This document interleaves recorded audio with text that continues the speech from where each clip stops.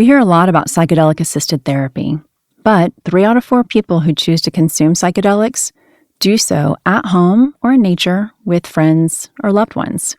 I'm April, founder of SetSet, an integration platform to help you get the most out of your psychedelic experiences.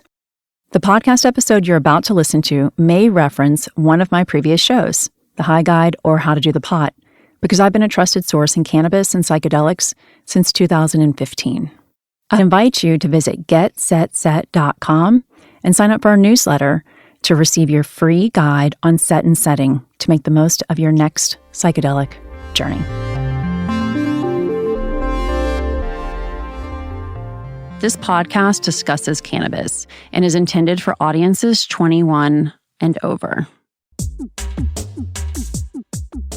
I mean, how could I give my baby marijuana? That was their question, but their backs were against the wall. They wanted to try anything to save their baby's life. And so we got the baby going on a cannabis regimen, and within 3 months, that tumor had shrunk 75%. Welcome to The High Guide. I'm your host, April Pride. The High Guide is going to be signing off for a month while we design a new audio adventure, just in time for Halloween, for our listeners. But before we do, we couldn't end this first season without sharing our recent conversation with Dr. Janice Knox, mother to another of our High Guides, Dr. Jessica Knox. They, along with dad and sister, are collectively known as the Knox Docs, and they're all endocannabinoids, well-versed in the function and dysfunction of the endocannabinoid system. Dr. Janice has helped many cancer patients into remission via cannabis therapy and lifestyle protocols, which address the individual holistically. Before we dive into our talk with Dr. Janice Knox, our glossary term for this week is antiemetic. We chose this term because you simply can't talk about cannabis and cancer without mentioning its antiemetic properties, aka its capacity to battle nausea and vomiting. As we kick off Breast Cancer Awareness Month today, we hope our talk with Dr. Janice Knox illuminates the importance of the endocannabinoid system and its unique power to maintain harmony, repair, and protect the human body. I'm Dr. Janice Knox. I am one of 4 Knox Docs. I am the Dr. Mom of the group. We are endocannabinologists, and what that means is that we study the function and dysfunction of the endocannabinoid system, in which cannabis happens to be the most versatile herb that works on that system. I'm also a board-certified anesthesiologist. I spent 35 years doing anesthesia, so I am very, always have been into the pharmacology and physiology of all things. With that being said, I love endocannabinology because it explains so much that conventional medicine never or ever explained or made sense. Great, yes. So, as I mentioned, we're going to talk about turning to cannabis to help treat the symptoms that one may experience if they're trying to treat their cancer. So I want to start off with a case study, and I asked Dr. Knox if she could come prepared to talk about some of her patients that came to her with cancer and were looking. They had tried everything. This is the story that she's heard a million times, and that when I got into the industry about 5 years ago, I started to hear a lot, which is I tried everything, and someone said I should try cannabis, and it was a last resort. It was the first thing that worked. Thank you, April. Absolutely. I'm glad to do that. And I can't say names, but I've had, many patients come when they have either failed conventional medicine or conventional medicine has failed them. So usually these are patients who have been given a diagnosis and been given a couple of offers, one chemotherapy or radiation therapy and or surgery. And some of these patients are terrified of surgery, of course, but also conventional or radiation therapy or chemotherapy.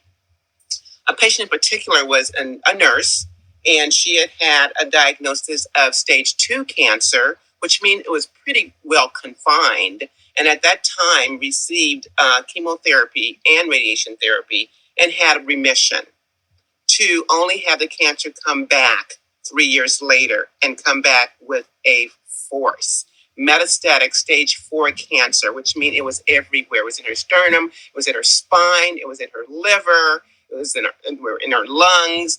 And being a nurse and being offered chemo and radiotherapy before, she was not willing to do that again. So she came to us for help.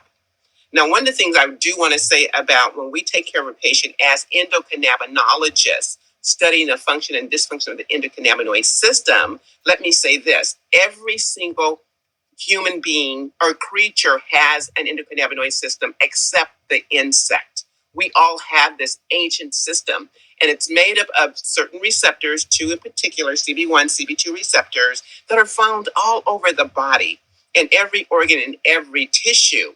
What's important is understanding the role this endocannabinoid system has in health.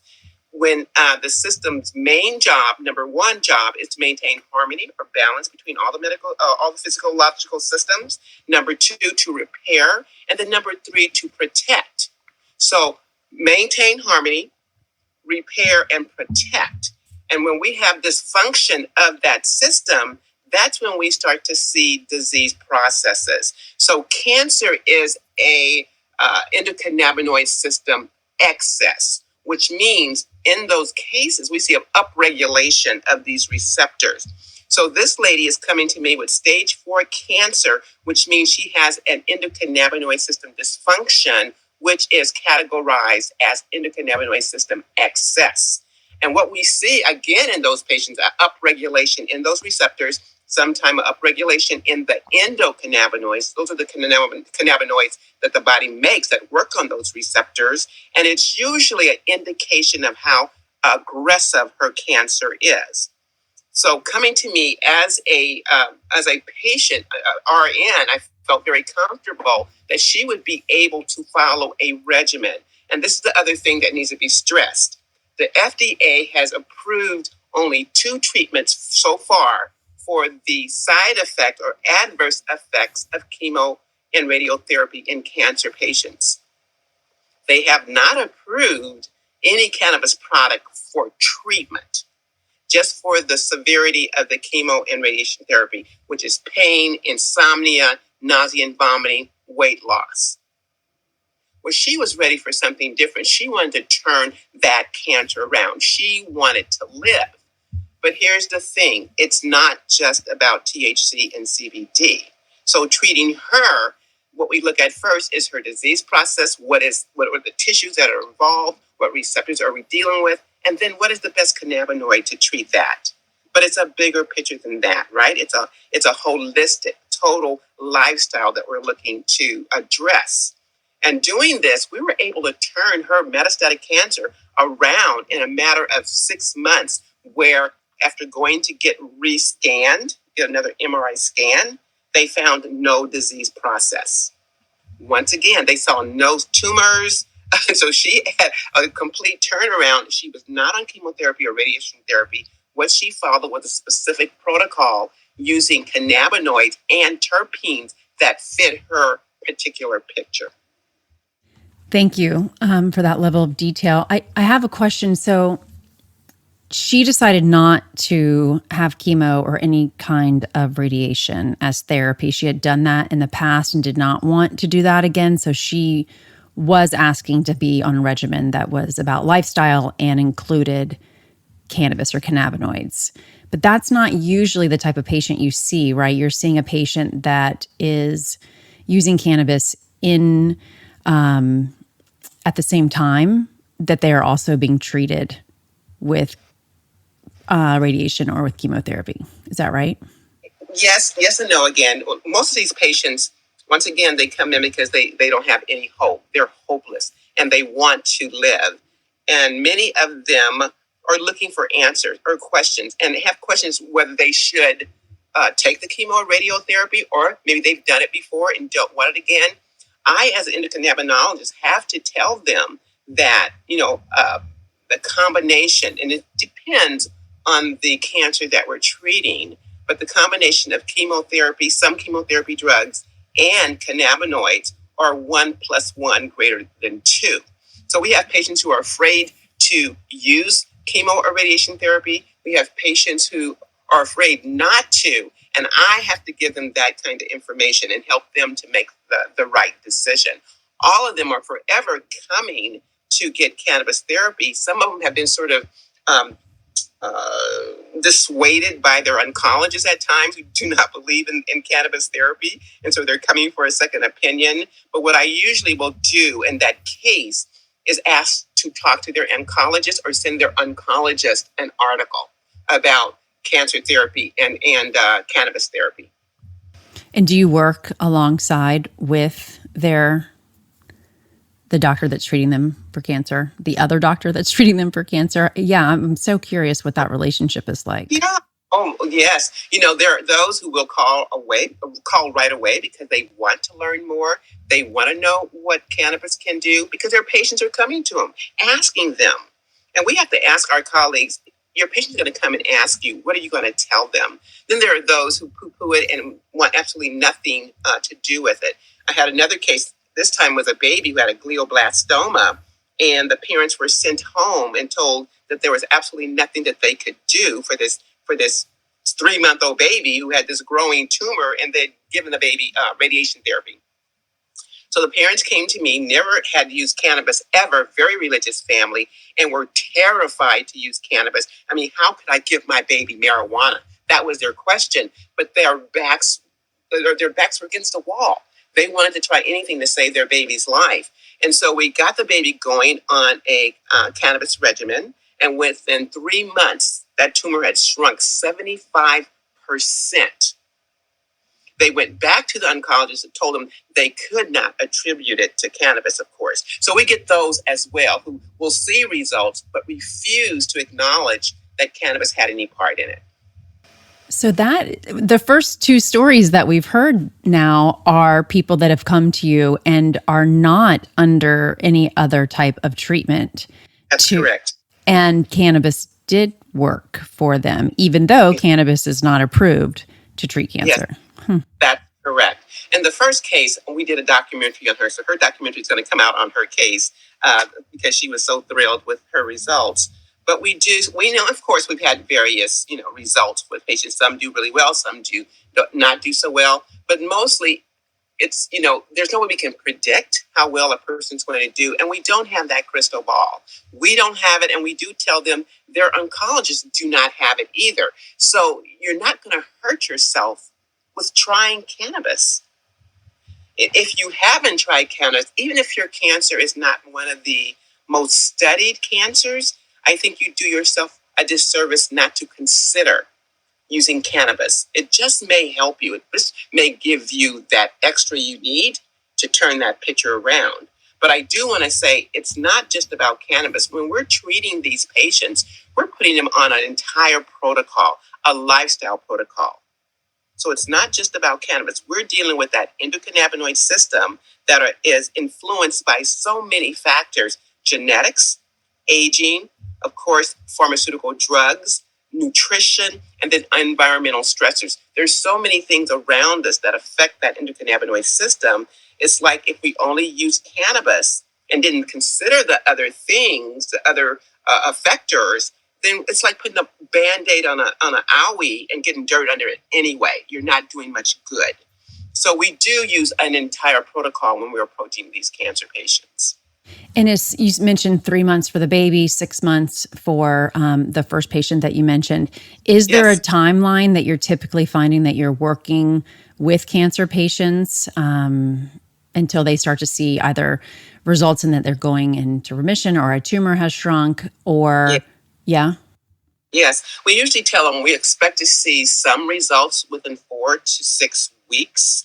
But of course, that depends on how well that patient complies with the protocol, right? If they're taking their product consistently, they understand how to take their product. They're following nutritional guidelines. They're getting rest, they're exercising, they're doing other things to correct that dysfunctional endocannabinoid system.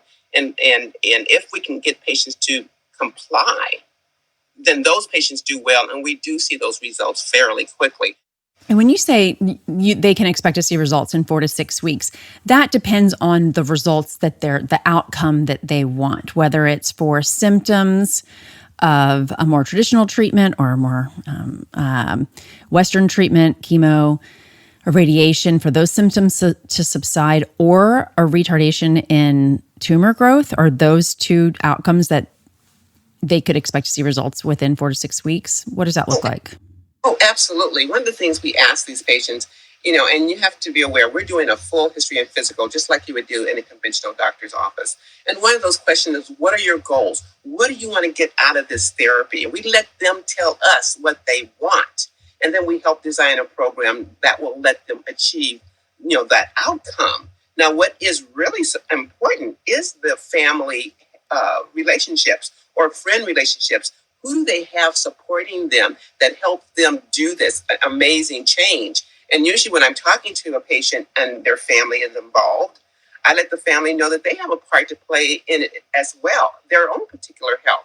They can benefit by changing their nutrition. They can benefit by including exercise or meditation or sleeping better. So I make it a family thing for everyone to get healthy. And remember, when we're talking to these patients, we're telling them we're fixing your endocannabinoid system so that it can do the job it's supposed to do, which is, again, maintain balance between all the physiological systems, repair and protect. So moving toward health.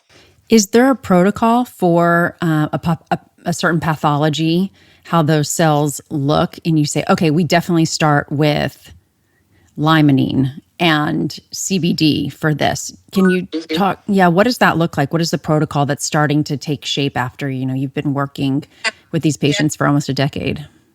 Well, the thing that we have to also realize is that each patient's endocannabinoid system or profile is different, right? What may work for someone may not work for others. So that's when you start talking about dosing and ratios and what's appropriate and methods of intake. All those things are so important when you're trying to treat cancer, because some of these cancers are dose dependent. At lower doses, you may get a proliferation of cancer cells. And that's particularly true with some of the breast cancers and THC. But you get a much better response if you're using, CBD and CBG. But what the protocol starts to take shape, we look at take breast cancer, for example. We look at the disease process. We know, and it doesn't matter which breast cancer you have. It's across all the different types of breast cancer. We know from research that CBD and CBG are the lead cannabinoids. And what we'll do is change up that terpene profile to guide them through their day. So that protocol is designed around their lifestyle. So maybe a patient needs some THC, but they have never tried THC before. So we don't want to blow them off stage if they need to work or take care of kids or do something like more responsible like that. We'll give them their THC at night and give them most of their CBD products during the daytime. Or we'll change up those terpenes to what we call daytime terpenes, which usually include things like limonene, alpha-pinene, beta-pinene, beta-caryophyllene, and then the nighttime terpenes that let them relax and calm down, like myrcene and linalool, osamine. Those things help them to relax more. So it depends on what we're doing, what we're trying to achieve, what their goals are, how that protocol is developed. And once again, I want to repeat, it's not just the cannabinoids and terpenes that we're looking at. We're looking at their nutrition. We're looking at their supplements, their micronutrients. Their GI tract. A lot of times it depends on, what is the best way for a patient to take a product, right? Some people don't want to smoke, and smoking is not the best way to take care of something like cancer in the first place. If you need something acutely taken care of, like nausea and vomiting, yes, you can vape it and it'll get on top of it. But we try to give them so they get their blood levels to a point where we are attacking that cancer, right? And so we look at other methods of intake, like a sublingual tincture or an edible or a suppository that's going to give us maybe a slower onset of action, but a longer duration of action, which means we can keep those blood levels consistent to fight that cancer. So the protocol is designed around all those different aspects.